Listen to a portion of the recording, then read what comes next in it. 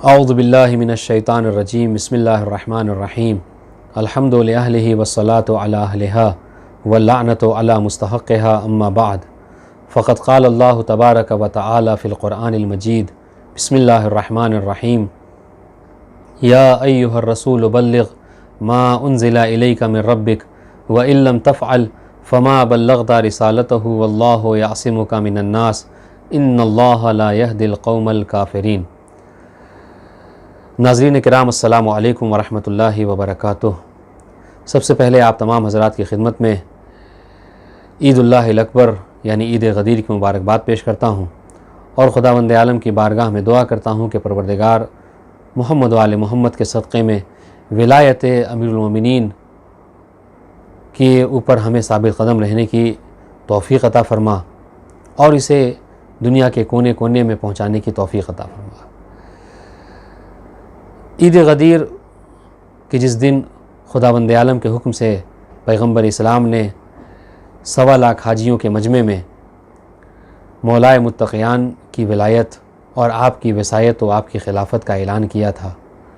یہ وہ دن ہے کہ جسے زمین پر یوم المیثاق اور آسمان پر یوم عہد المعہود کے نام سے جانا جاتا ہے۔ اس دن کی عظمت و فضیلت کا انسان کیا ذکر کرے کہ روایتوں میں ملتا ہے کہ خداوند عالم نے کسی نبی کو نہیں بھیجا مگر یہ کہ اس سے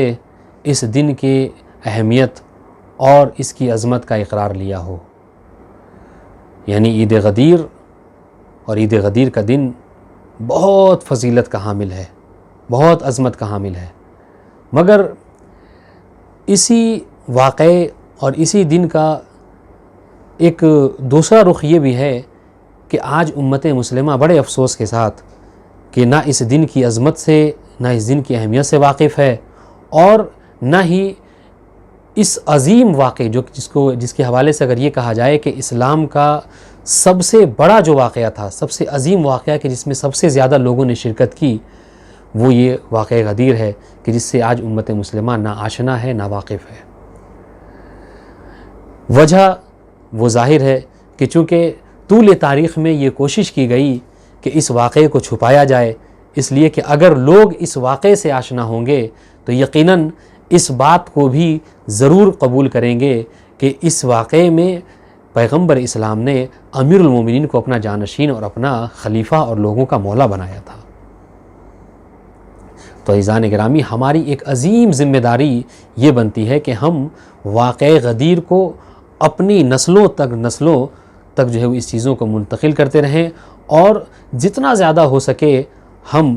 ہر پلیٹ فارم سے کوشش کریں کہ غدیر کو لوگوں تک پہنچا سکیں،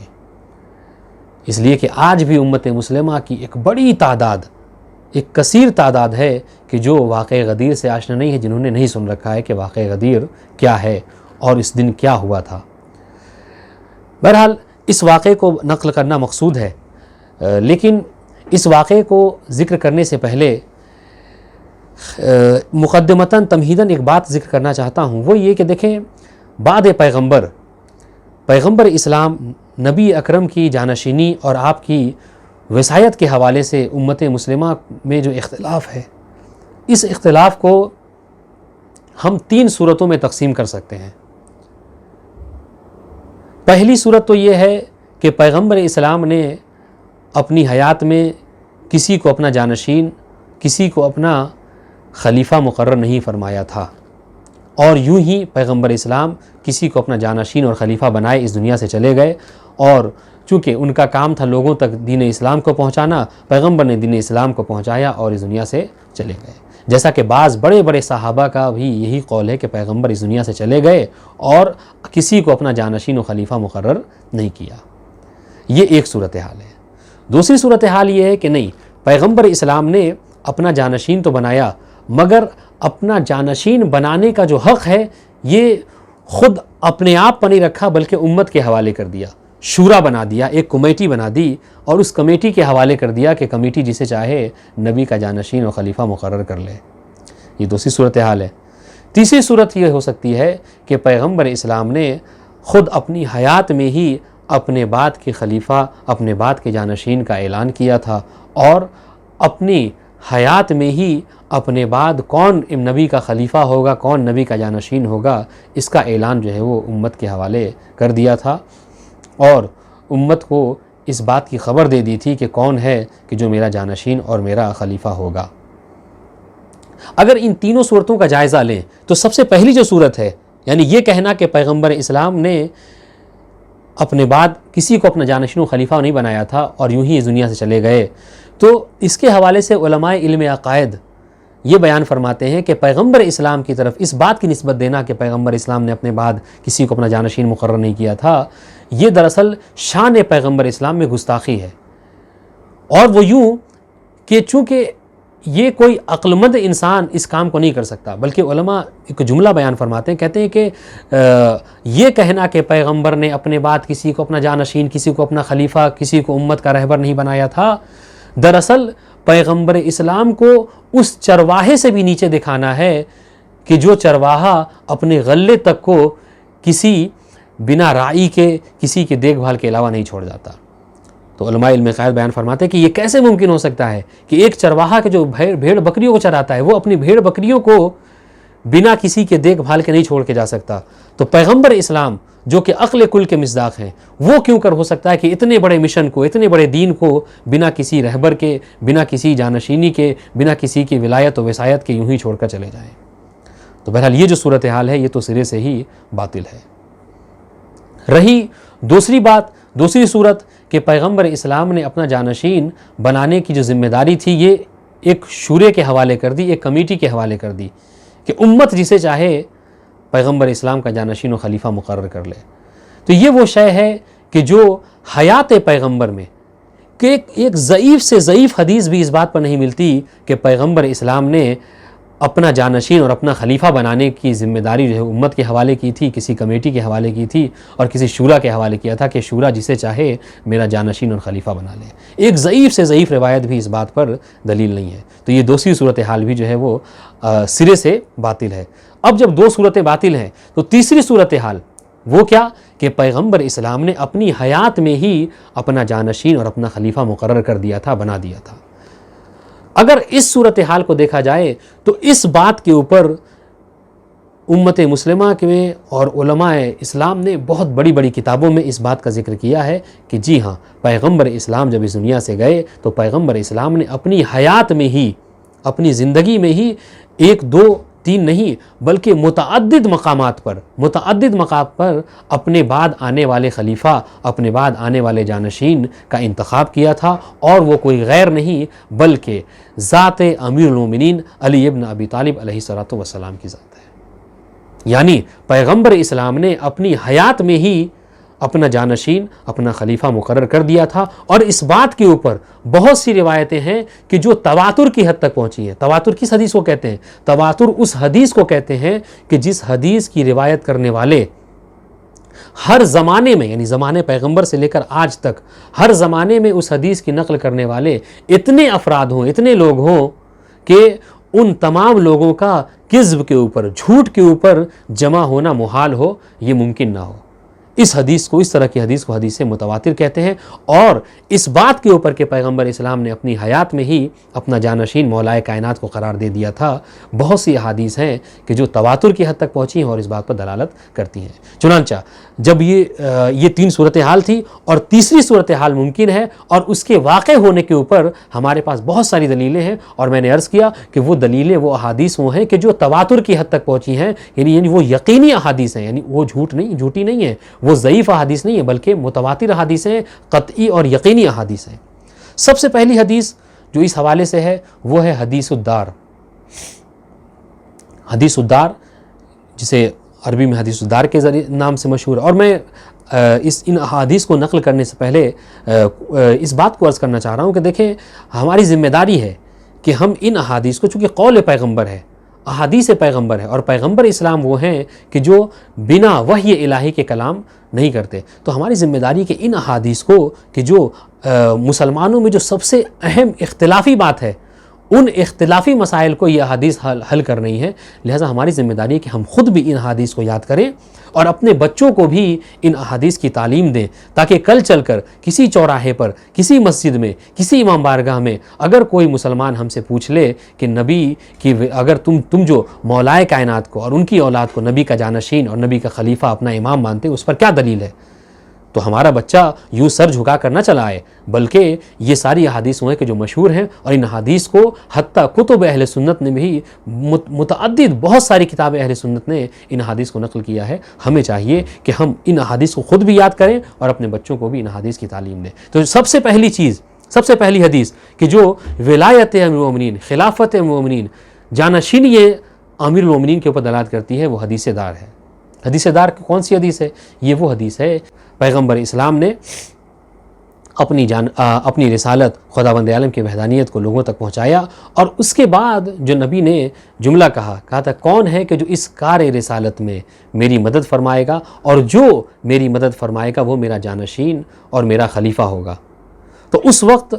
3 مرتبہ مولائے کائنات اٹھے اور مولائے کائنات نے یہ حامی بھری کہ اے رسول اللہ میں آپ کی مدد کروں گا. چنانچہ جب تیسری مرتبہ، سنیے گا یہ محل شاہد ہے، یہ جملہ قابل غور ہے کہ یہ ایسا نہیں کہ غدیر میں ہی پیغمبر اسلام نے اعلان ولایت کیا ہے یا اعلان جانشینی کیا، نہیں، بلکہ دیکھیں یہ سب سے پہلی دعوت ہے کہ جہاں پر اسلام کی دعوت دی جا رہی ہے، جہاں پر وحدانیت کے بارے میں کی طرف لوگوں کو بلایا جا رہا ہے، اسی دن پیغمبر اسلام نے خلافت کا بھی اعلان کر دیا. یہ گستاخی ہے نبی کے شان میں کہ نبی اس دنیا سے چلے گئے اور اپنا کوئی جانشین، اپنا کوئی خلیفہ مقرر نہیں کیا. یہ دیکھیں سب سے پہلی دعوت ہو رہی ہے اسلام کی، اور اسلام کی طرف سب سے پہلے لوگوں کو بلایا جا رہا ہے. اس دن نبی کیا فرما رہے ہیں کہ جو میری مدد کرے گا وہ میرا جانشین اور میرا خلیفہ ہوگا. جب مولائے کائنات نے حامی بھری تو نبی نے کیا جملہ کہا تھا ان ھذا اخی و وصی، کہ لوگوں یہ میرا بھائی ہے، یہ میرا وصی ہے، وخلیفتی فیکم، اور تم میں میرا خلیفہ ہے. اللہ اکبر. امت مسلمہ تعجب کی بات ہے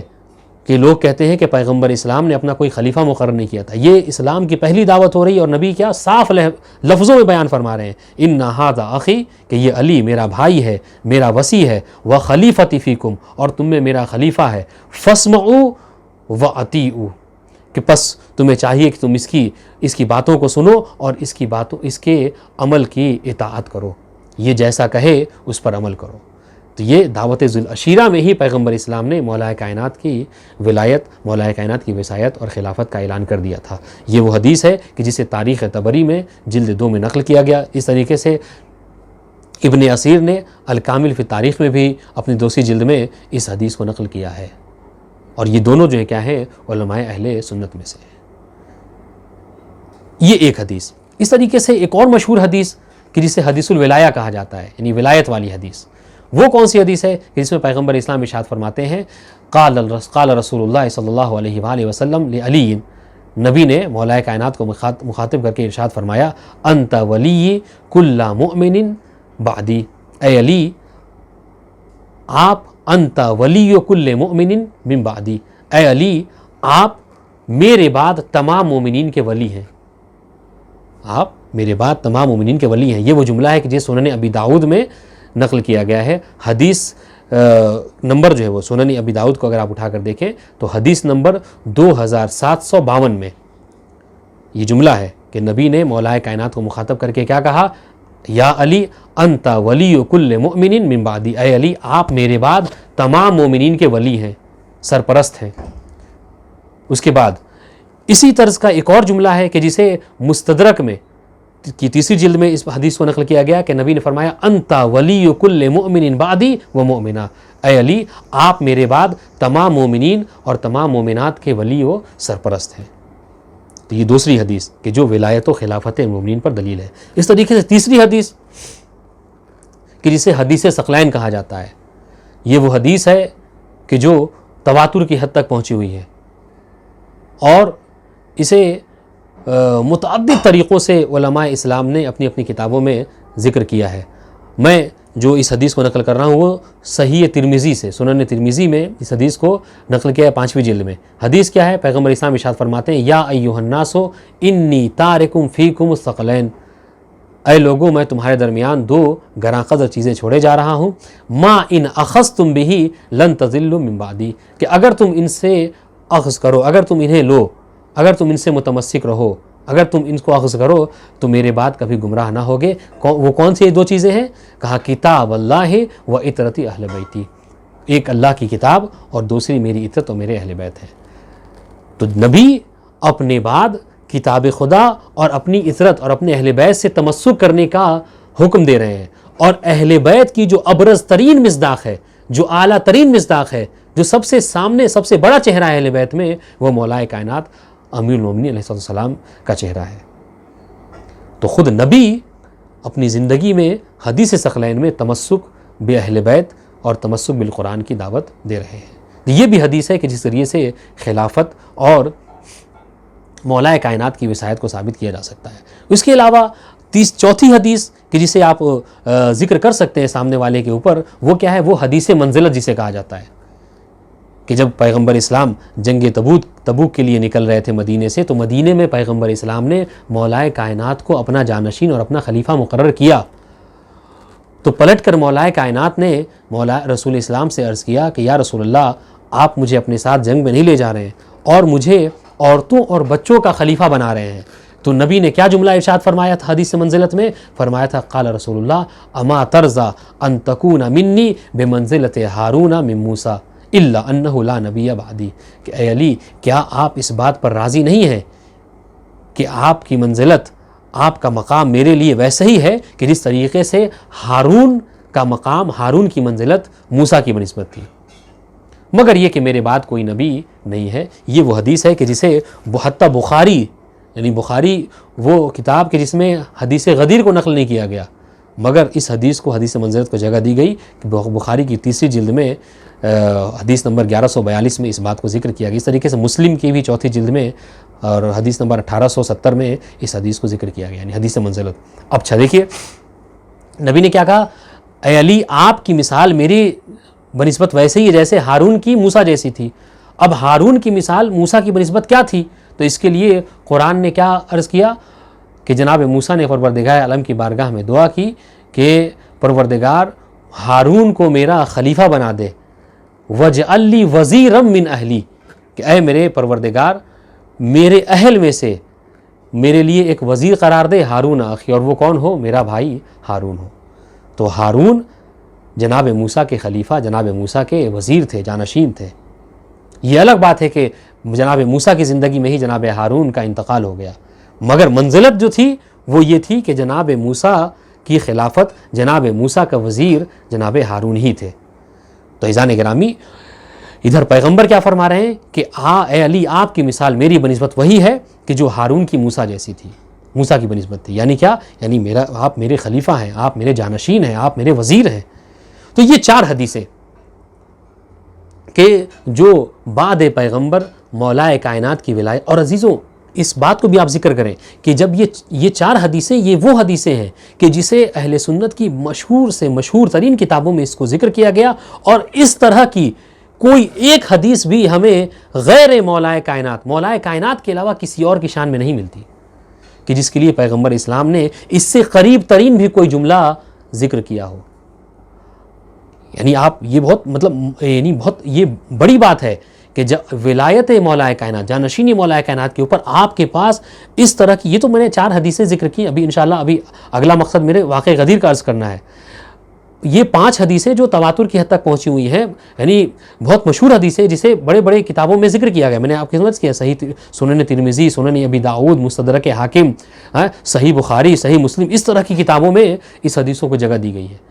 لیکن مولا کائنات کے علاوہ کسی غیر کے جو امت مسلمہ جو ولایت و جانشینی کا دعوے دار ہے، آپ ان سے اگر دعویٰ قبول کر لیجیے، ان سے اگر سوال کر لیجیے کہ آپ کے پاس ان کی خلافت اور ان کی جانشینی کی کیا دلیل ہے، تو اس طرح کی کوئی قریب سے قریب ترین حدیث بھی لوگ آپ کو پیش نہیں کر سکتے، یہ میرا دعویٰ ہے۔ اب آئیے پانچویں حدیث، یعنی میں نے 4 حدیثیں ذکر کی، حدیث دار یعنی وہ گھر والی حدیث کہ جس میں کہ پیغمبر اسلام نے گھر میں دعوت کی تھی اپنے قربہ کی، اور اس میں پیغمبر اسلام نے مولا کائنات کی ولایت و خلافت کا اعلان کیا تھا۔ دوسری حدیث حدیث الولایہ کہا جاتا ہے، یعنی جس میں کہا تھا یا علی انت ولی کل مؤمن من بعدی، تیسری اے علی آپ میرے بعد تمام مومنین کے ولی ہیں. تیسری حدیث جسے حدیث ثقلین کہتے ہیں. چوتھی حدیث جسے حدیث منزلت کہا جاتا ہے, یعنی جناب ہارون کی نسبت جو موسیٰ سے تھی وہی مولا کائنات کی جناب پیغمبر اسلام سے ہے. یہ 4 حدیثیں. اس کے علاوہ ایک اور حدیث ہے کہ جسے حدیث الغدیر یا حدیث الموالات کہا جاتا ہے, کہ جس میں پیغمبر اسلام نے 1.25 لاکھ حاجیوں کے مجمع میں مولا کائنات کے دست مبارک کو بلند کر کے کہا تھا من کنت مولا ہو فعلی مولا. بعض روایتوں میں ہے من کنت مولا ہو فہذا علی مولا. تو یہ وہ حدیث ہے کہ جو حدیث معنی کے اعتبار سے بھی متواتر ہے اور لفظ کے اعتبار سے بھی متواتر ہے. یعنی یہ حدیث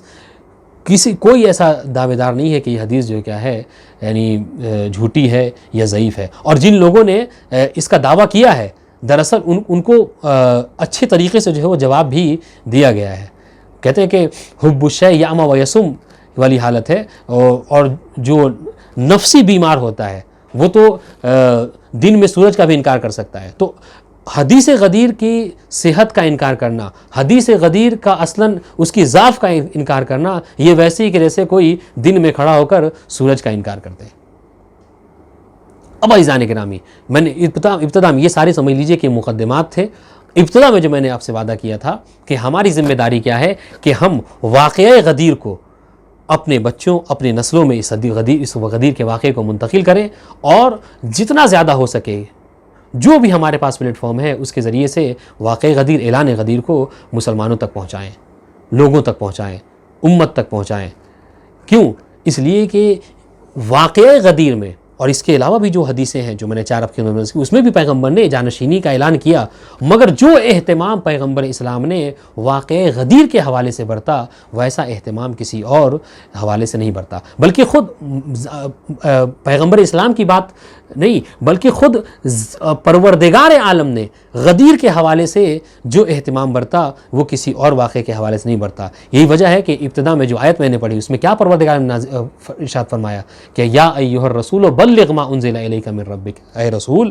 آپ پر جس چیز کو نازل کر دیا گیا ہے, جو چیز آپ تک پہنچا دی گئی ہے, آپ اسے لوگوں تک پہنچا دیجئے.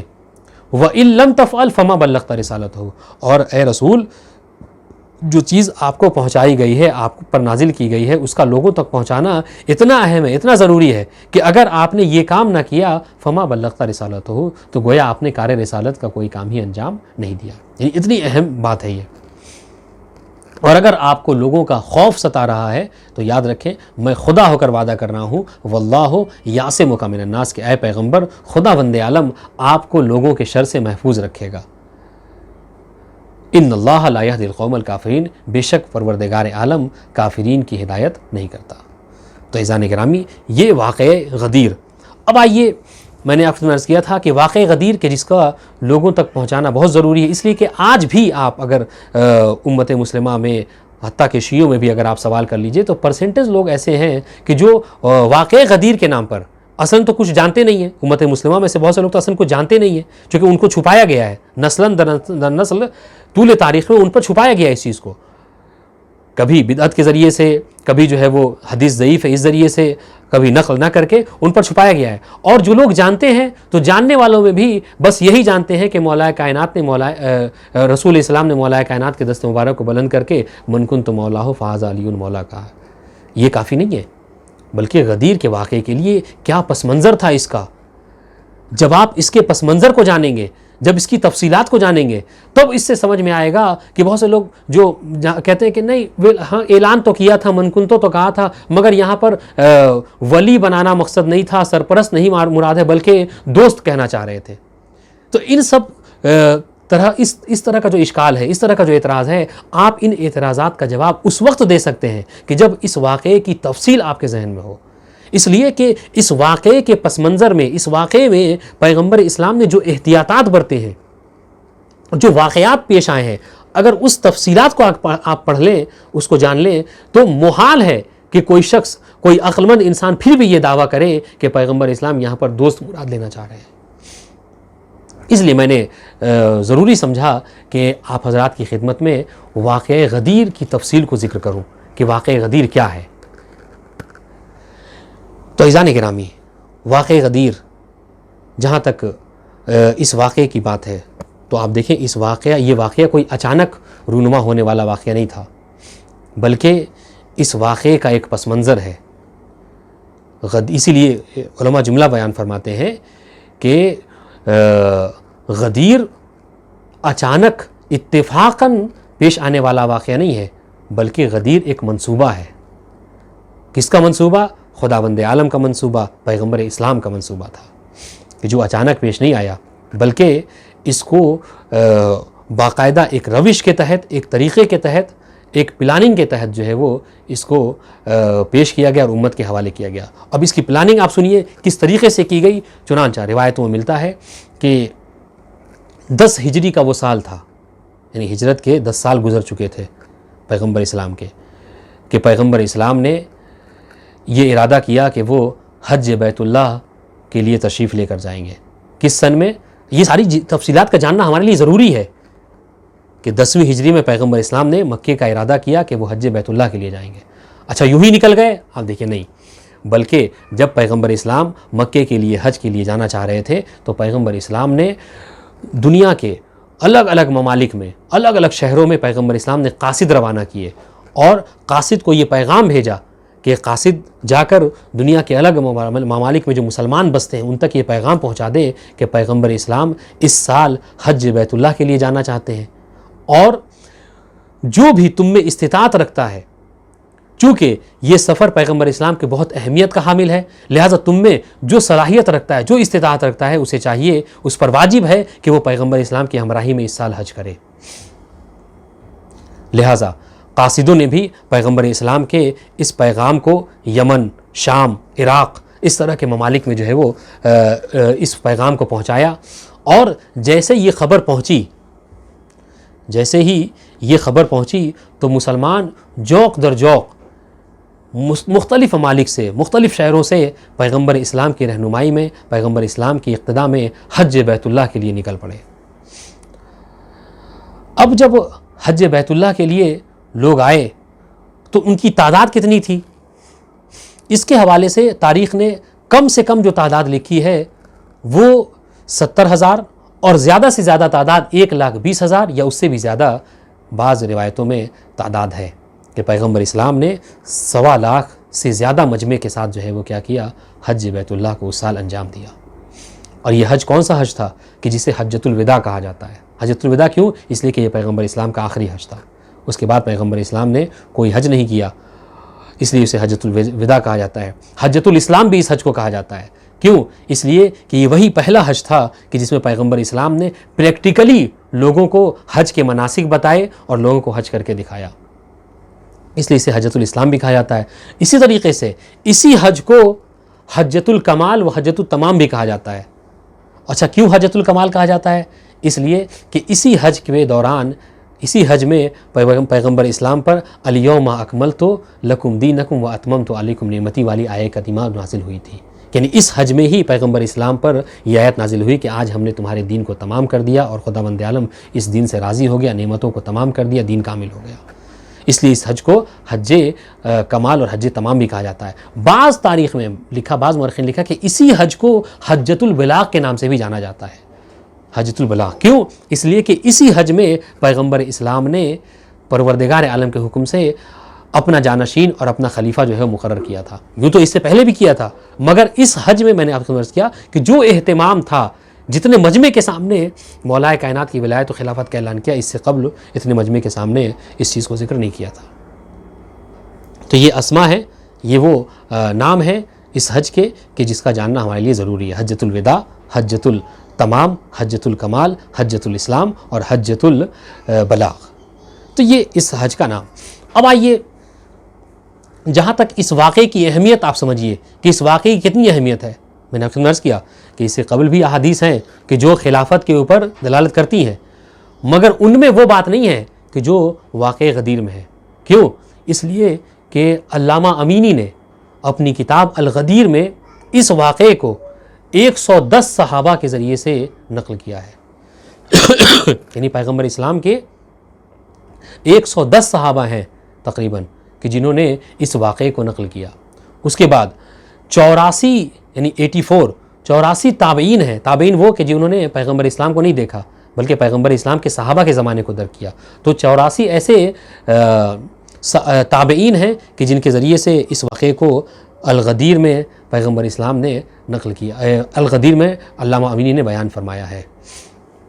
اس کے بعد آپ اس حدیث کی شہرت اور اس حدیث کی کے اعتبار کا اس سے بھی اندازہ لگائیے کہ اس حدیث کو علامہ امینی نے اپنی کتاب الغدیر میں 360 روات حدیث، وہ لوگ کہ جو حدیث کی روایت کرنے والے ہیں، 360 راویوں سے اس حدیث کو نقل کیا ہے. اور اس پر بھی کمال کی بات یہ ہے کہ ان ساری چیزوں کو، یعنی 110 صحابہ، 84 تابعین اور 360 روات حدیث، ان ساری باتوں کو علامہ امینی نے اپنی کتاب الغدیر میں اہل سنت کی کتابوں سے نقل کیا ہے. یہ بہت بڑی بات ہے. اہل سنت کی کتابوں سے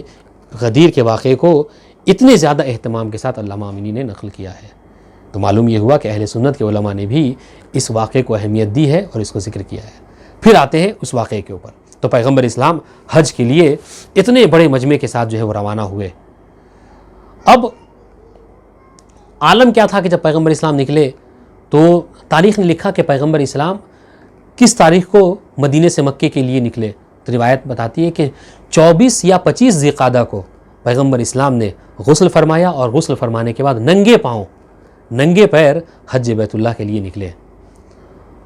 اور اس عالم میں کہ قاصدوں کے ذریعے سے تمام شہروں اور تمام ممالک کے لوگوں کو اس بات کی خبر ہو گئی تھی کہ پیغمبر اسلام حج بیت اللہ کے لیے تشریف لا رہے ہیں. ادھر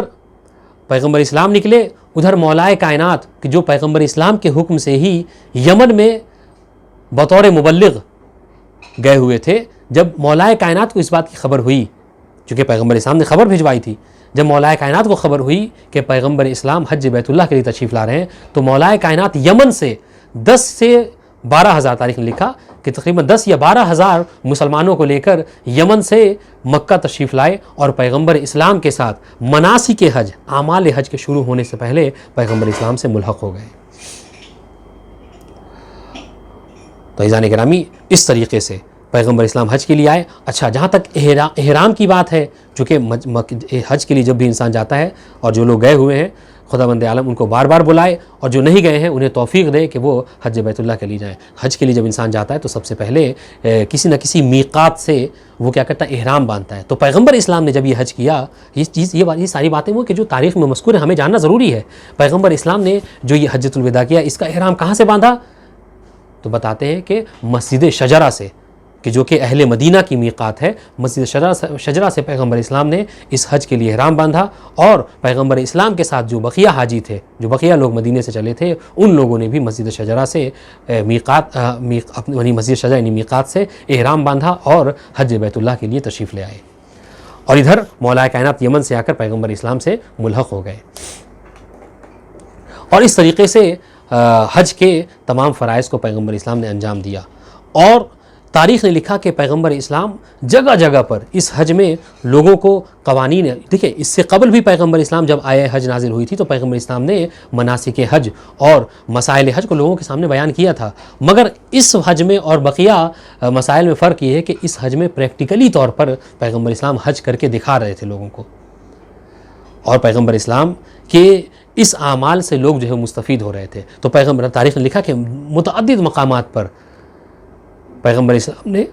خطبہ دیا اور خطبے میں طرح طرح سے لوگوں کو مسائل حج اور مختلف مسائل کے حوالے سے جو آگاہ کیا. بہرحال حج کا زمانہ ختم ہوا. اب جب حج کا زمانہ ختم ہو گیا تو پیغمبر اسلام تمام حاجیوں کے ساتھ کہ جو مدینہ، شام اور مصر کی طرف جانے والے تھے، عراق کی طرف جانے والے تھے، ان سب کے ساتھ پیغمبر اسلام مدینے کی طرف روانہ ہوئے. کب روانہ ہوئے؟ بہت سے لوگ یہاں پر اعتراض کرتے ہیں کہ یہ اس واقعے کے جھوٹ ہونے کی دلیل یہ ہے کہ حج تو 10 کو ختم ہو جاتا ہے اور غدیر جو کہ 200 سے بھی کم کلومیٹر ہے، یعنی واقع غدیر جہاں پہ غدیر خم کا جو میدان ہے وہ مکے سے 200 کم کلومیٹر کی بھی دوری پر واقع ہے. تو یہ 8 دن پیغمبر اسلام کہاں تھے؟ تم عزیزوں، یہ وہ لوگ ہیں کہ جو اصلاً حج سے جاہل ہیں، یعنی وہ اصلاً مناسک حج کو نہیں جانتے. حج ٹھیک ہے کہ 10 کو ختم ہوتا ہے، لیکن 10 کے بعد بھی 11، 12، 13 یہ جو ایام ہیں، ان دنوں میں حاجی جو ہے وہ مکے میں ہی ٹھہرتے ہیں اور شیطانوں کو کنکریاں مارتے ہیں. تو یہ دراصل وہ اعتراض ہے کہ جو قابل قبول نہیں ہے۔ تو مورخین نے لکھا کہ 14 یا 16 ذی القعدہ کو پیغمبر اسلام مدینے کے لیے روانہ ہوئے، اور 18 ذی الحجہ کو، کہ جو 18 ذی الحجہ سن 10 ہجری، 18 ذی الحجہ، اور دن کون سا تھا؟ تاریخ نے لکھا کہ جمعرات کا دن تھا۔ 18 ذی الحجہ جمعرات کے دن 10 ہجری کو پیغمبر اسلام مناسک حج کو انجام دینے کے بعد غدیر کے مقام پر پہنچے۔ اب سنیے واقعہ غدیر کی تفصیل۔ غدیر کا مطلب کیا ہے؟ تو ڈکشنری میں، لغت میں غدیر کہتے ہیں گڑھے کو، نیچی زمین کو۔ اچھا، اس کو غدیر اس لیے کہا جاتا ہے کہ چونکہ یہ وہ زمین تھی کہ جو وقوع کے اعتبار سے، یعنی یہ تھوڑا پست زمین تھی، اور اس وجہ سے چونکہ یہ تھوڑا نیچی، یہ زمین جو ہے وہ نچلی زمین تھی، اس وجہ سے آس پاس میں جو سیلاب آیا کرتا تھا تو سیلاب کا سارا پانی جو ہے وہ اسی جگہ پر آ کر جمع ہو جایا کرتا تھا۔ تو مطلب کیا ہے کہ غدیر یہ وہ جگہ تھی کہ جہاں پر پانی موجود ہوتا تھا، اور پانی کی کثرت کی وجہ سے ہوتا یہ تھا کہ وہاں پر بڑے بڑے درخت بھی جو ہے اگائے تھے۔ تو اس حوالے سے اب دیکھیں، پہلے زمانے میں جب لوگ سفر کرتے تھے تو ان کو 2 چیزیں بہت ضروری ہوا کرتی تھی۔ ایک یہ کہ جہاں پر وہ قیام کریں، ٹھہریں، وہاں پر پانی موجود ہو، اور دوسری چیز کہ کوئی سایہ موجود ہو۔ تو غدیر اس حوالے سے، ٹھہرنے کے حوالے سے، قیام کرنے کے حوالے سے بہت مناسب جگہ تھی۔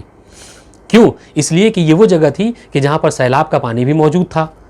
لوگ پانی کے لیے سے بھی استفادہ کر سکتے تھے، اور درخت بھی، پرانے درخت بھی تھے کہ جس کے ذریعے سے لوگ سائے میں موجود بھی ہو سکتے تھے۔ چنانچہ جب جمعرات کے دن 18 ذی الحجہ کو پیغمبر اسلام اس غدیر کے مقام پر پہنچے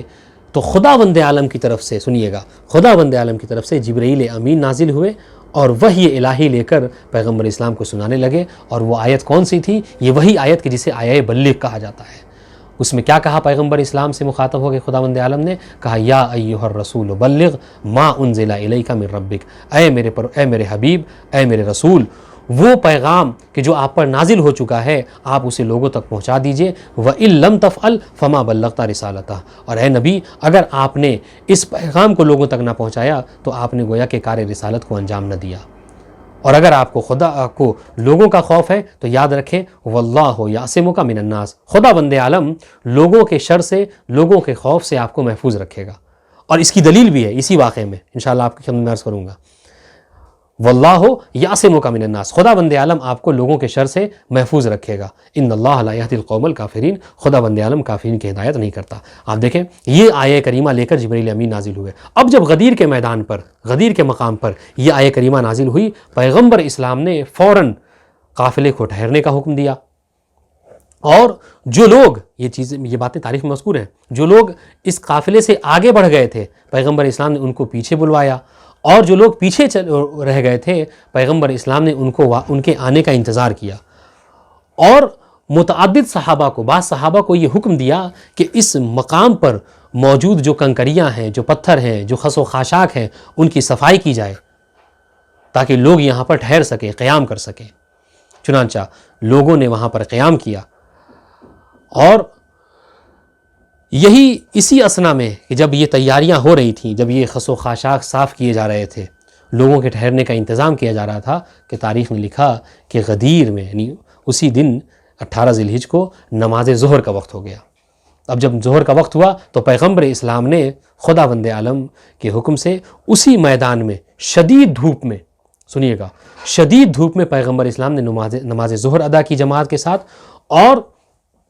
اس وقت دھوپ کی شدت کا عالم یہ تھا کہ تاریخ نے یہ جملہ لکھا، دھوپ کی شدت کا عالم یہ تھا کہ لوگ، بعض صحابہ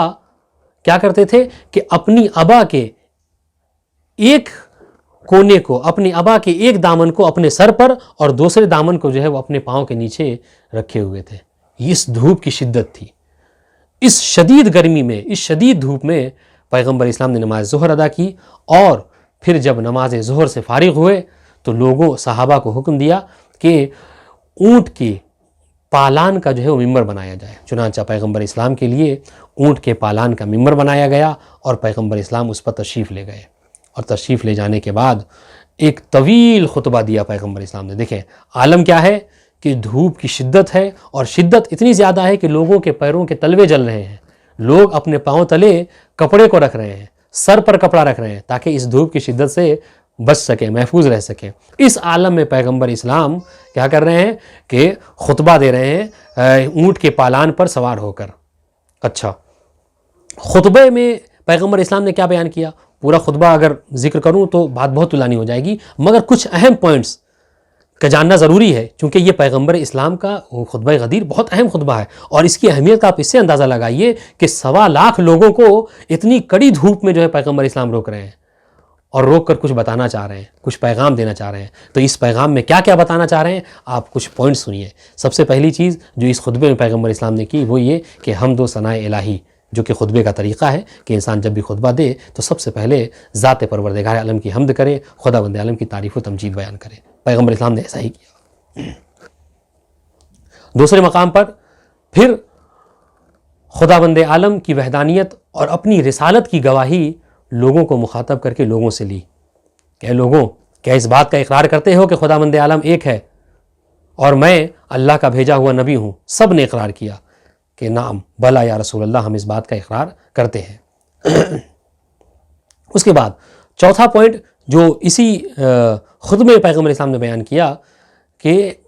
آپ اس سے اندازہ لگائیے کہ پیغمبر اسلام اپنے خطبے کو دیے جا رہے ہیں اور روک روک کر، سنیے گا عزیزوں، روک روک کر لوگوں سے یہ خطاب کر رہے ہیں، پوچھ رہے ہیں کہ یہ بتاؤ کہ کیا میری آواز تم تک پہنچ رہی ہے؟ اللہ اکبر، کیا میری آواز تم تک پہنچ رہی ہے؟ لوگوں نے کہا کہ ہاں یا رسول اللہ، آپ کی آواز جو ہے وہ ہم تک پہنچ رہی ہے۔ پھر اس کے بعد پیغمبر اسلام نے جب اپنی رسالت، خداوند عالم کی وحدانیت کی گواہی لے لی اور لوگوں کو قیامت، موت، حشر و نشر، ان ساری چیزوں کے ساتھ کا اقرار کروا لیا، تب پیغمبر اسلام نے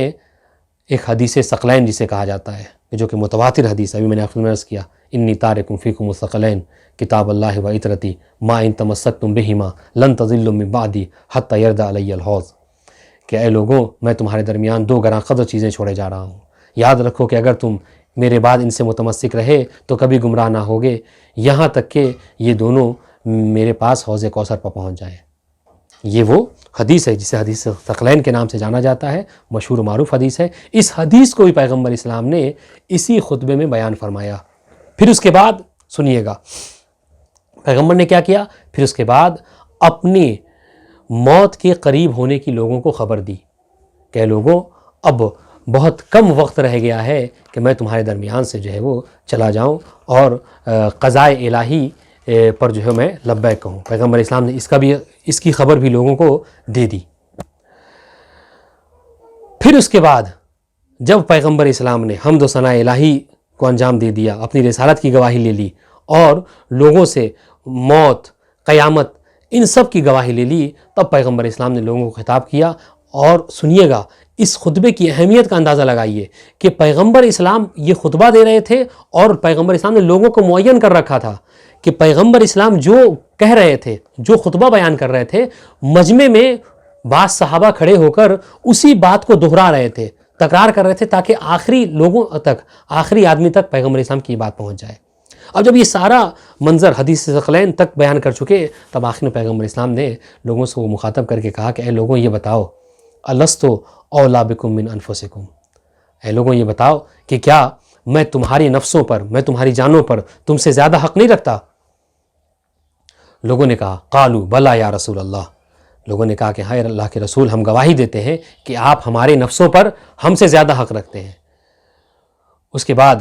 پیغمبر اسلام نے جب یہ اقرار لے لیا کہ میں لوگوں کے نفسوں پر ان سے زیادہ حق رکھتا ہوں، ان سے زیادہ اولا ہوں، تب پیغمبر اسلام نے ارشاد فرمایا کہ لوگوں یاد رکھو، اللہ مولائی وانا مولا المؤمنین، اے لوگوں یاد رکھو، اب عالم یہ ہے، سنیے گا، اب یہ جو جملہ پیغمبر اسلام ارشاد فرما رہے ہیں، عالم یہ ہے کہ مولا کائنات کو بھی منبر پر بلائے ہوئے ہیں، اور مولا کائنات کا ہاتھ اپنے ہاتھ میں ہے، اور ہاتھ کو بلند کیے ہوئے ہیں، اور بلند اتنی زیادہ کیے ہوئے ہیں کہ جو آستین ہے وہ آستین الٹی ہوئی ہے پیغمبر اسلام کی، اور مولا کائنات کے ہاتھ کو بلند کیے ہوئے ہیں، اور لوگوں سے جب یہ اقرار لے لیا کہ میں ان کے نفسوں پر ان سے زیادہ حق رکھتا ہوں، تو پیغمبر نے یہ جملہ کہا کہ اے لوگوں یاد رکھو، اللہ مولائی وانا مولا المؤمنین، اے لوگوں اللہ میرا مولا ہے اور میں مومنین کا مولا ہوں۔ اس کے بعد جملہ کہا فمن کنت مولا ہو فعلی مولا، اے لوگوں میں جس کا مولا ہوں یہ علی بھی اس کے مولا ہیں۔ اللہم صلی علی محمد وآل محمد وعجل فرجہ۔ یہ مولائے کائنات کی ولایت کا اعلان اس طریقے سے ہو رہا ہے۔ اب جب یہ جملہ کہا پیغمبر اسلام نے اور لوگوں سے آخر میں یہ جملہ، یہ حدیث غدیر یہاں پر تمام نہیں ہوئی، اس لیے میں نے عرض کیا کہ آپ اگر کس سے پوچھے تو بس غدیر کے نام پر بس یہی کہ پیغمبر نے من کنت مولا فعلی مولا کا، یہ غدیر ہے نہیں، یہ غدیر نہیں ہے، بلکہ اس سے جو بڑا جملہ ہے من کنت مولا فعلی مولا، یہ مختصر جملہ مشہور معروف ہو گیا ہے، لیکن میں سمجھتا ہوں کہ اس سے زیادہ اہمیت کا حامل وہ جملہ ہے کہ جو پیغمبر اسلام نے اس سے پہلے کہا، اس کے بعد کہا۔ کیا کہا؟ کہ جب یہ کہا کہ میں جس کا مولا اس کے یہ علی مولا، پیغمبر نے کیا کہا؟ اللہم وال من والہ وعاد من عادا، دعا کی پروردگار عالم کی بارگاہ میں، پروردگار اللہم وال من والا، پروردگار اسے دوست رکھ، پروردگار تو اس سے محبت کر کہ جو علی سے محبت کرے، وعاد من عادا ہو، اے میرے پروردگار تو اس سے دشمنی رکھ کہ جو علی سے دشمنی رکھے، وانصر من نصرہ، اے میرے اللہ جو علی کی مدد کرے تو اس کی مدد فرما، وخذل من خذلہ، اور جو علی کی بے احترامی کرے، جو علی کو الیاذ باللہ ذلت کی نگاہ سے دیکھے، پروردگار تو اسے ذلیل فرما، وخذل من خذلہ۔ یہ دعا ہے پیغمبر اسلام کی 1.25 حاجیوں کے مجمع میں مولائے کائنات کی شان میں کہ پروردگار جو علی کی مدد کرے تو اس کی مدد فرما، جو علی کو کی بے احترامی کرے تو اس کو محترم نہ شمار کر۔ عزیزان گرامی، یہ پیغمبر اسلام دعا کی، اور اس کے بعد لوگوں سے ایک جملہ کہا۔ جب یہ اعلان ختم ہو گیا تو اس کے بعد خطبہ ختم ہوا تو پیغمبر نے کہا کہ اے لوگوں یاد رکھو کہ اس اعلان کو، اس واقعے کو، میری اس بات کو جو شاہد ہیں، جو لوگ موجود ہیں، تم یعنی یہ 1.25 لاکھ کا مجمع جو تم موجود ہو، تم ان افراد تک پہنچاؤ کہ جو یہاں پر موجود نہیں ہیں۔ یعنی آپ دیکھیے کیا اہتمام برتا ہے۔ میں نے عرض کیا کہ اگر اب دیکھیے جب یہ اس ساری تفصیلات اگر آپ کے ذہن میں موجود ہیں، ابھی بات ختم نہیں ہوئی، اب سنیے جب یہ خطبہ پیغمبر اسلام نے دے دیا تو ابھی روایت کا جملہ ہے کہ ابھی مجمع متفرق نہیں ہوا تھا، مجمع ابھی الگ نہیں ہوا تھا، مجمع ابھی نہیں چھٹا تھا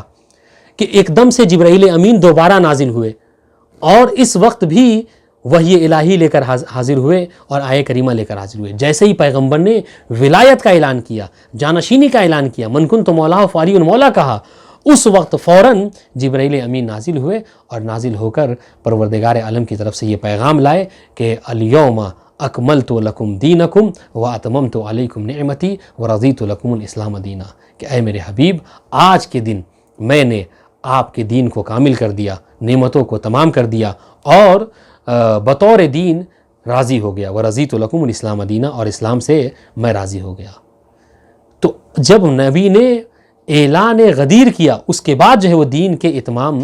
کا حکم آیا۔ معلوم یہ ہوا کہ جس کے پاس غدیر نہیں ہے، جس کے پاس ولایت مومنی نہیں ہے، اس کا دین کامل نہیں ہے، اس لیے کہ اسلام کامل ہی تب ہوا ہے کہ جب اعلان غدیر ہوا۔ اب جب کہ پیغمبر اسلام نے دین کے تمام ہونے کا، آپ دیکھیں کہ جب انسان کسی کام کے لیے محنت کرتا ہے، مشقت کا زحمت کرتا ہے، اگر وہ کام کمپلیٹ ہو جائے، مکمل ہو جائے تو انسان کو ایک طرح کی خوشی میسر ہوتی ہے۔ اب چونکہ 23 سالہ زندگی میں پیغمبر اسلام نے اتنی زحمتیں اٹھائیں، اتنی مشقتیں اٹھائیں، اور آخر میں یہ مجدہ سنایا جا رہا ہے کہ اے پیغمبر آج میں اسلام سے راضی ہو گیا، آج نعمتیں تمام ہو گئی، آج دین کامل ہو گیا، تو پیغمبر اسلام کو اتنی خوشی میسر ہوئی کہ پیغمبر اسلام نے لوگوں کو وہ نبی کہ جو کبھی کسی کی داد خواہی، جو کبھی کسی کی تعریف کا محتاج نہیں تھا، جو کبھی کسی سے مبارکبادی نہیں چاہتا تھا، وہ نبی لوگوں کو مخاطب کر کے یہ جملہ کہہ رہا تھا، ہن اونی کہ مجھے مبارکباد دو، مجھے مبارکباد دو۔ اور پیغمبر اسلام کا عالم کیا تھا؟ پیغمبر اسلام کا عالم یہ تھا کہ روایت کے جملے ہیں کہ جب یہ آیہ کریمہ نازل ہوئی تو پیغمبر اسلام بآواز بلند اللہ اکبر کی تکبیر جو ہے وہ صدا بلند کر رہے تھے۔ تو عزیزان گرامی اب دیکھیں کہ یہ اہتمام کہ جو پیغمبر اسلام نے، اب سنیے، اب جب یہ آیہ کریمہ نازل ہو گئی اور پیغمبر اسلام کو لوگوں نے مبارکباد دی، تو ادھر یہی نہیں کہ فقط پیغمبر اسلام کو مبارک دی، بلکہ تمام صحابہ نے، بڑے بڑے صحابہ نے بڑھ کر فقط پیغمبر کو نہیں بلکہ مولائے کائنات کو بھی مبارکباد دی۔ اور نبی حکم دے رہے تھے کہ جاؤ علی کو مبارکباد دو، اور علی کو مبارکباد کس طریقے سے دی گئی؟ کیسے کیسے جملے کہے گئے، اللہ اکبر. بڑے بڑے صحابہ نے یہ جملے کہے، بخن بخن لکا یبن ابی طالب، مبارک ہو اے علی ابن ابی طالب، اصبحت مولائی و مولا کل مؤمن و مؤمنہ. اے علی آپ کو مبارک ہو کہ آپ میرے بھی مولا ہو گئے اور تمام مومن و مومنات کے بھی مولا ہو گئے. اس کا مطلب کیا ہے کہ مجمع سمجھ رہا تھا کہ پیغمبر اسلام کیا یہاں پر سمجھانا چاہ رہے ہیں. یہ مبارکباد کا انداز تو دیکھیے آپ. اس کے بعد اب عالم یہ ہے کہ 3 دن تک، سنیے گا، یہ ساری تفصیلات لوگوں کو نہیں بتائی جاتی ہیں. 3 دن تک پیغمبر اسلام نے اسی میدان غدیر میں لوگوں کو روکا ہے، ٹھہرایا ہے، روکے رکھا ہے. اور یہ وہ مقام تھا کہ جس مقام پر آ کر شام والے اپنا راستہ الگ لے لیتے ہیں، عراق والے الگ راستے سے چلے جاتے ہیں، مدینے والے الگ راستے، مصر والے الگ راستے چلے جاتے ہیں. یعنی یہ غدیر ایسا چوراہا تھا کہ جہاں پر آ کر مجمع جو ہے وہ مختلف ملکوں پہ چلا جاتا تھا. لیکن مختلف ممالک کو، لوگوں کو پیغمبر اسلام نے غدیر میں 3 دن تک روکے رکھا. کیوں روکے رکھا؟ اس کی بھی حکمت عملی لوگوں نے بیان فرمایا کہ پہلے زمانے میں لوگ حجاج کی آمد کا انتظار کیا کرتے تھے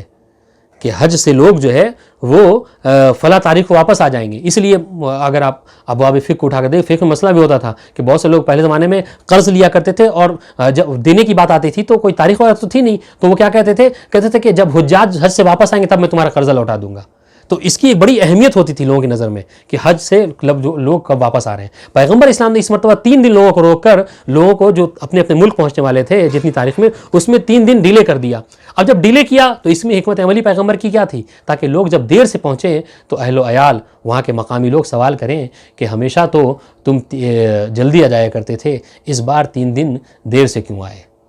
تو لوگ پیغمبر اسلام کے اس واقعے کو، غدیر خم کو، تاکہ دنیا کے کونے کونے میں یہ واقعہ پہنچ جائے، اس لیے پیغمبر اسلام کی حکمت عملی رہی، خداوند عالم کی حکمت رہی کہ 3 دن تک پیغمبر اسلام نے خم کے میدان میں ہی حجاج کو، 1.25 لاکھ حاجیوں کو روکے رکھا. اب جب یہ خطبہ تمام ہوا، لوگ، اور سنیے، ان 3 دنوں میں یوں ہی نہیں کہ بس یعنی لوگ جو ہے وہ نماز پڑھتے تھے اور سوئے رہتے تھے، نہیں، ان 3 دنوں میں پیغمبر اسلام نے اہتمام یہ برتا کہ تمام صحابہ سے پیغمبر اسلام نے مولا کائنات کی بیعت کروائی. اور بیعت کا انداز بھی یوں ہی نہیں کہ بس آ کر اقرار کر لیا کہ آپ میرے مولا ہو گئے، آپ میرے سرپرست ہو گئے، آپ خلیفہ ہو گئے، نہیں، بلکہ اہتمام یہ تھا کہ تمام صحابہ آ کر پیغمبر مولا کائنات کے ہاتھ میں اپنے ہاتھ کو رکھ کر جو ہے وہ بیعت کیا کرتے تھے. اور چونکہ اور جو خواتین تھی، خواتین کی بھی بیعت کا اہتمام پیغمبر نے یہ رکھا کہ پیغمبر اسلام نے ایک بڑے سے تشت میں پانی رکھا اور پانی رکھ کر ایک طرف جو ہے مولا کائنات اپنے دست مبارک کو رکھتے تھے اور دوسری طرف خواتین آتی تھیں اور اپنے دست کو رکھ کے، اپنے ہاتھ کو رکھ کر اس میں بیعت کیا کرتی تھیں. تو ان تین دن جو کیا ہے بیعت پیغمبر اسلام نے کروائی ہے لوگوں سے. یہ الگ بات ہے کہ لوگ جو ہے کیا ہے بعد میں اس کے انکار کر گئے اور اس سے جو ہے پھر گئے. اس کے بعد سنیے، جب یہ واقعہ ختم ہوا تو فوراً حسان ابن ثابت، یہ ساری تفصیلات جاننا ضروری ہے چونکہ ان ساری تفصیلات کا کنیکشن ہے کہ یہاں پر من کنت مولاہ فہذا علی مولا سے پیغمبر اسلام کہنا کیا چاہ رہے ہیں، کیا بتانا چاہ رہے ہیں. جب حسان بن ثابت نے یہ واقعہ دیکھا تو چونکہ بہت دنیا علم و ادب میں، شعر میں ان کا ایک بڑا نام تھا، تو پیغمبر اسلام کی خدمت میں اجازت طلب کی کہ یا رسول اللہ، یہ سارے واقعات جو میں نے دیکھے، اگر آپ اجازت دیں تو ان سارے واقعات کو میں نظم کی شکل میں ڈھال دوں اور اشعار پڑھوں. پیغمبر اسلام نے اجازت دی تو اور اجازت ملتے ہی حسان ابن ثابت نے وہ تمام واقعات کہ جو پیغمبر اسلام اور غدیر میں حسان ابن ثابت نے دیکھا تھا، ہو بہو تمام واقعات کو حسان ابن ثابت نے شعر کی شکل میں ڈھال دیا. اور جو قصیدہ ہے اگر آپ اٹھا کر دیکھیے تو وہ تمام واقعات کے جو اب تک رونما ہوئے تھے، تمام واقعات کو مختصر کر کے حسان ابن ثابت نے شعر میں ڈھال دیا تھا. اب اس کے بعد ایک اور واقعہ رونما ہوا، یہ بس آخری بات، اس کے بعد ختم دعا. اس کے بعد ایک اور واقعہ یہ رونما ہوا کہ جس کی روایت جو ہے وہ علامہ طبرسی نے بھی اس روایت کو نقل کیا ہے احقاق الحق میں، کہ جس کی شرح جو ہے وہ علامہ مرشی نے کی ہے اس کتاب میں 5 امام کے ذریعے سے، اور 5 امام نے اپنے آباء و اجداد کے ذریعے سے پیغمبر اسلام سے اس حدیث کو نقل کیا کہ جب میدان غدیر میں اعلان غدیر ہو گیا، مولا کائنات کی ولایت و وصایت کا اعلان ہو گیا، تو حارث ابن نعمان فہری نامی ایک شخص پیغمبر اسلام کی خدمت میں حاضر ہوا اور آنے کے بعد بدتمیزی بھرے لہجے میں، سنیے گا، بدتمیزی بھرے لہجے میں پیغمبر اسلام کو مخاطب کر کے کیا کہا، یا محمد، یہ اسے میں نے کہا کہ بدتمیزی بھرے لہجہ تھا، اے محمد، امرتنا ان اللہ ان نشہد ان لا الہ الا اللہ، آپ نے اللہ کے حوالے سے کہا کہ ہم گواہی دیں کہ کوئی معبود نہیں سوائے اللہ کے۔ آپ نے اپنی رسالت کے لیے کہا، ہم نے تسلیم کر لیا۔ پھر آپ نے ہمیں 5 مرتبہ نماز پڑھنے کو کہا، ہم نے تسلیم کر لیا۔ پھر آپ نے، یہ میں ترجمہ عرض کر رہا ہوں ورنہ عربی عبارت میرے پاس موجود ہے پر وقت طولانی ہو جائے گا، لیکن حوالہ میں نے آپ کے خدمت عرض کر دیا۔ علامہ مرشی نے اپنی کتاب احقاق الحق، یعنی کہ جو شہید تستوری کی کتاب ہے، اس کی شرح میں اس کو نقل کیا ہے، اور بہت سے سنی علماء نے بھی اس کو ذکر کیا ہے، انشاءاللہ حوالہ موجود ہے۔ تو اس نے کیا کہا حارث بن نعمان نے کہ آپ نے اللہ کی وحدانیت کا اقرار لیا، ہم نے کر لیا، اپنی رسالت منوائی، ہم نے مان لی، 5 مرتبہ نماز پڑھنے کو کہا، ہم نے 5 مرتبہ نماز پڑھی، حج کو کرنے کو کہا، ہم نے حج کر لیا، زکوٰۃ دینے کو کہا، ہم نے زکوٰۃ، روزہ رکھنے کو کہا، ہم نے روزہ رکھ لیا۔ پر آپ، اب سنیے گا اس کے بعد جملہ، پر آپ اس پر بھی سنیے گا جملہ، ثم لم ترضى بہذا، اس کے باوجود بھی آپ اتنی چیزوں پر آپ نے اکتفا نہیں کی، آپ اس سے راضی نہیں ہوئے، یہاں تک کہ آپ اپنے بھائی علی کی امامت کو، علی کی ولایت کو ہماری گردن پر ڈالنا چاہتے ہیں۔ حتی رفعت بضع ابن امک تفضلہ علینا، آپ جو کیا آپ چاہتے ہیں کہ آپ اپنے چچیرے بھائی کو ہم پر فضیلت دیں، لہٰذا آپ جو ہے اس کی ولایت اور جانشینی کا اعلان کر رہے ہیں۔ اب اس نے سوال کیا کہ یہ بتائیے کہ یہ جو پیغام آپ علی کی ولایت کا ہم تک پہنچا رہے ہیں، علی کو اپنا جانشین مقرر کر رہے ہیں، یہ آپ کی طرف سے ہے یا اللہ کی طرف سے ہے؟ پیغمبر اسلام نے فوراً کہا جواب میں، فقال والذی، قسم کھا کر پیغمبر نے، سنیے، والذی لا الہ الا اللہ الا ہوا، وہ ذات کہ جس کے علاوہ کوئی معبود نہیں ہے، ان ھذا من اللہ عز وجل، کہ یہ جو میں نے پہنچایا ہے، من کنت مولاہ فعلی مولا، یہ سارے واقعات جو تو دیکھ رہا ہے یہ سب کے سب امر پروردگار عالم سے ہے، حکم پروردگار عالم سے ہے۔ اب روایت کا جملہ ہے کہ جب حارث نے یہ سنا کہ پیغمبر نے کہا کہ یہ اللہ کے حکم سے ہے، فولّ الحارث یرید راحلتہ، تو حارث جو ہے وہ پیغمبر اسلام کی طرف سے گھوما، پلٹا اور چاہ رہا تھا کہ اپنے راحلے یعنی اپنے جو ہے وہ سواری کی طرف جائے، اور یہ کہتا ہوا بڑھا، کیا یہ کہتا ہوا مڑا کہ اللہم ان کان ما یقول محمد حقا فامطر علینا حجارۃ من السماء، کہ پروردگار محمد جو کچھ کہہ رہے ہیں اگر یہ صحیح ہے تو ابھی پروردگار آسمان سے کوئی پتھر میرے پر نازل ہو، او ائتنا بعذاب، یا پھر کوئی سخت عذاب مجھ پر جو ہے وہ نازل ہو۔ تو روایت کا جملہ ہے فما وصل الی راحلتہ حتی رماہ اللہ عز وجل، کہ ابھی وہ یہ جملہ کہہ کر اپنے سواری تک بھی نہ پہنچا تھا کہ آسمان سے ایک پتھر آیا جو اس کے سر پر پڑا اور نیچے سے جو ہے وہ نکل گیا، اس عالم میں کہ اس کو 2 حصوں میں تقسیم کر دیا۔ تو عزیزان گرامی، یہ اہتمام تھا۔ دیکھیے حارث بن نعمان فہری نے جب انکار کیا اعلان ولایت کا تو فوراً پروردگار عالم نے اس انداز میں حملہ کیا چونکہ اس نے عذاب کا، اور پھر آیہ کریمہ نازل ہوئی سأل سائل بعذاب واقع، سورہ معارج کی، کہ ایک سائل نے جو ہے وہ عذاب کا سوال کیا، للکافرین لیس لہ دافع، یہ ایسا عذاب تھا کہ جو کافرین کے لیے کبھی دفع کرنے والا نہیں ہے، کافرین کو بہرحال ایسا عذاب، ایسا گناہ، ایسا عذاب جو ان کو مل کر رہے گا۔ تو عزیزان گرامی، معلوم یہ ہوا کہ خداوند عالم ولایت علی کے منکر کو جو ہے وہ دنیا میں ہی سخت سے سخت ترین عذاب جو ہے وہ عطا کر دیتا ہے، دے دیتا ہے۔ لہٰذا آپ دیکھیے، آپ غور فرمائیے کہ اب یہ تمام واقعات، یہاں پر میں واقعے کو ختم کرتا ہوں، یہ پورا یعنی کانسیپٹ ہے، پورا واقعہ ہے غدیر خم کا، ابتدا سے لے کر آخر تک۔ لیکن اب یہاں پر دیکھیں، یہاں پر کیا ہے، بعض علماء ایسے ہیں امت مسلمہ سے ہی، ابن تیمیہ جیسے، کہ جنہوں نے اصلاً جو کیا ہے کہا کہ یہ حدیث ضعیف ہے، اصلاً اس طرح کوئی قول جو ہے پیغمبر اسلام کا نہیں ہے۔ لیکن میں نے آپ خدمت عرض کیا کہ جب علامہ امینی نے 360 روات حدیث کے ذریعے سے اس کو ثابت کیا، تو اب تو بہرحال ایسے لوگ نہیں ہیں کہ جو اس حدیث کو ضعیف کہیں، چونکہ اس کا تواتر ثابت ہو گیا ہے، ہاں، تو اس کی حدیث کی منکر تو کوئی نہیں ہے، لیکن بعض لوگوں نے بڑی چالاکی سے اس حدیث کو اس طرح سے موڑ دینا چاہا کہ نہیں، پیغمبر نے یہ جو کہا مولا کائنات کی شان میں کہ من کنت مولا فلی مولا، دراصل یہ بتانا چاہ رہے تھے کہ میں جس کا دوست ہوں علی بھی اس کے دوست ہے، یعنی یہ دوستی کا اعلان تھا، ولایت و سرپرستی کا یا خلیفہ ہونے کا اعلان نہیں تھا۔ لیکن عزیزان گرامی میں نے پورے واقعے کو تفصیل کے ساتھ بس اس لیے ہی ذکر کیا تاکہ آپ کو آج کے بعد اس کا تفصیلی جواب خود آپ کے پاس موجود ہو کہ کوئی عقل مند انسان یہ ساری تفصیلات جو آپ کے ذہن میں موجود ہے، جو میں نے ابھی بیان کیا، اگر یہ تفصیلات ذہن موجود ہے تو یقیناً یہ بہت بھوندی سی بات ہوگی، غلط بات ہوگی، کم عقلی والی بات ہوگی کہ کوئی اس کے باوجود بھی یہاں پر یہ کہے کہ نہیں، پیغمبر اسلام فقط علی کی دوستی کا اعلان کرنا چاہ رہے تھے۔ کیوں؟ آپ نے دیکھا اس پوری تفصیل میں کہ پیغمبر اسلام نے اس پورے واقعے میں کتنا اہتمام برتا۔ آپ دیکھیں کہ ایسے جگہ پر لوگوں کو روکا کہ جو چوراہا تھا کہ جہاں پر مصر کے لوگ الگ چلے جاتے، شام کے لوگ الگ چلے جاتے، عراق کے لوگ الگ چلے جاتے، لیکن پیغمبر اسلام وہاں پر لوگوں کو روکا۔ اچھا روکا بھی تو اگر دوستی کا ہی اعلان تھا تو اس میں کون سی اتنی بڑی خصوصیت تھی؟ لوگ تو مولا کائنات کو دوست اپنا مانتے ہی تھے، اس میں تو کوئی اتنی اہم بات نہیں تھی کہ اس کے لیے تمام ممالک کے لوگوں کو جمع کر لیا جائے، 3 دن تک روکا جائے۔ اس کے بعد روکا بھی کیسے وقت پہ؟ ایسے وقت میں کہ جو دھوپ کا وقت تھا، شدید ترین گرمی تھی، ایسی گرمی جس تاریخ میں نے آپ عرض کیا واقعے میں کہ لوگ پاؤں تلے کپڑا رکھ رہے تھے۔ تو یہ دوستی کے اعلان میں اتنی کون سی اہمیت تھی کہ پیغمبر اسلام حج کیے ہوئے تھکے مارے لوگوں کو کیا کر رہے ہیں، جو ہے وہ اس شدید گرمی میں جو ہے وہ پریشان کر رہے ہیں۔ یہ پریشان کرنا ہوا، اگر صرف دوستی ہی ہے تو الیاذ باللہ میں کہوں گا کہ یہ پریشان کرنا ہوا۔ اس کے علاوہ آپ دیکھیے